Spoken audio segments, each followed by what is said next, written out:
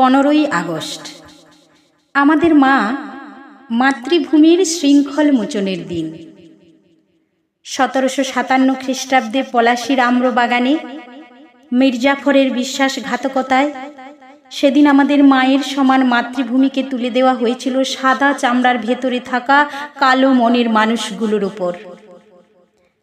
ভারতবাসীরা জড়িয়ে পড়েছিল পরাধীনতার নাগপাশে। ইংরেজদের কাঁটা মারা বুটের লাথি, মা বোনেদের সম্মানহানি, খেতে না পাওয়া, এমনকি কোনো বাক স্বাধীনতাও ছিল না ভারতবাসীর। কিন্তু এ অত্যাচার তো বেশি দিন চলে না। সুজলা সুফলা শস্য শ্যামলা মাতৃভূমিকে তো মুক্ত করতেই হবে। এগিয়ে এলেন একে একে ভারত মায়ের বীর সৈনিকরা।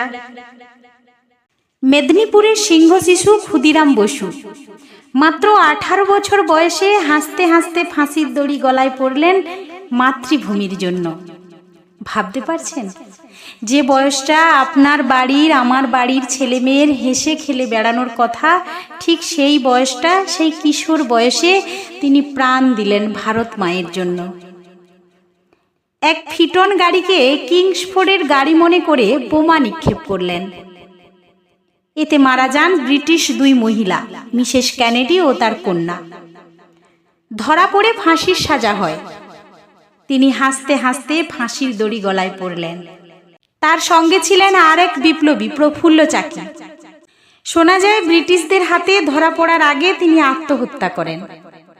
বিপ্লবী বিনয় বাদল দীনেশ রাইটার্স বিল্ডিং অভিযান করার সাহস দেখান।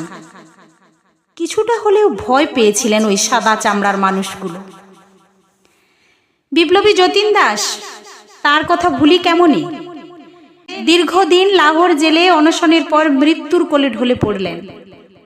অনশন ভঙ্গ করানোর জন্য কর্তৃপক্ষ নল দিয়ে খাওয়ানোর চেষ্টা করেছিল বটে, সফল হয়নি। এরপর যার কথা বলবো, আমাদের প্রত্যেকটা ভারতবাসীর মনের মণিকোঠায় যিনি জায়গা করে আছেন, আমাদের প্রিয় নেতাজি, আমাদের ঘরের ছেলে নেতাজি। ইংরেজদের বিরুদ্ধে দেশবাসীকে আহ্বান করে জানিয়েছিলেন, তোমরা আমাকে রক্ত দাও, আমি তোমাদের স্বাধীনতা দেব। তার সেই আওয়াজে কেঁপে উঠেছিল সাদা চামড়ার মানুষগুলো। আমি সুভাষ বলছি, এই একটা আহ্বানই যথেষ্ট ছিল। ভারত মায়ের শৃঙ্খল মোচনে তৈরি করলেন আজাদ হিন্দ ফৌজ। দিল্লি চলো, এই ডাকে সেদিন হাজার হাজার ভারতবাসী নেমেছিল রাজপথে। গান্ধীজি অহিংস অসহযোগ আন্দোলন, আইন অমান্য আন্দোলন, ভারত ছাড়ো আন্দোলন ইত্যাদির মধ্য দিয়ে তিনিও চেয়েছিলেন ভারত মায়ের শৃঙ্খল মোচন করতে। এছাড়া বালগঙ্গাধর তিলক, বিপিনচন্দ্র পাল, শত শত বিপ্লবী ইংরেজদের চোখ রাঙানোকে ভয় না পেয়ে তাদের কামান গোলার সামনে নিজেকে বুক চিতিয়ে দিয়েছিলেন। যে স্বাধীনতা পেতে ভারতবর্ষের মাটি রক্তে মিশে হয়েছে পঙ্ক, হারিয়ে গেছে কত তাজা প্রাণ, সেই স্বাধীনতা আজ বিলাসিতা। ইংরেজদের থেকে বীর যোদ্ধারা যে স্বাধীনতা আমাদের উপহার দিয়ে গেছেন, তার মান আমরা রাখতে পারছি কই? ক্ষমতার দাম্ভিক লড়াইয়ে পুরো দেশটা আজ বেসামাল। আমরা ভুলে যাচ্ছি আমাদের নিজেদের অভিজ্ঞান। উপড়ে ফেলছি অস্তিত্বের সমস্ত শেকড়। আরো চাই, বেশটা চাই, এই হয়ে উঠেছে একমাত্র মন্ত্র।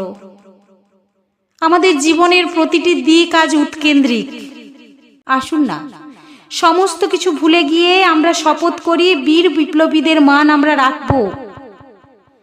তাদের দেওয়া এই স্বাধীনতাকে আমরা হারিয়ে যেতে দেব না, অপমানিত হতে দেব না, মুছে যেতে দেব না ভারতবর্ষের সংস্কৃতি ঐতিহ্য। আমরা আবার নতুন করে আমাদের মাকে সাজিয়ে তুলি। দৃপ্ত কণ্ঠে যেন বলতে পারি, সকল দেশের রানী সেজে আমার জন্মভূমি। আমার এই ছোট্ট পরিসরে সমস্ত বিপ্লবীদের নাম আনা সম্ভব নয়। সমস্ত বিপ্লবীদের জানাই আমার সশ্রদ্ধ প্রণাম। এই ভারতবর্ষের মাটি আপনাদের কখনো ভুলবে না। আপনারা আমাদের মনের মণিকোঠায় জায়গা করে থাকবেন। জয় হিন্দ, বন্দে মাতরম।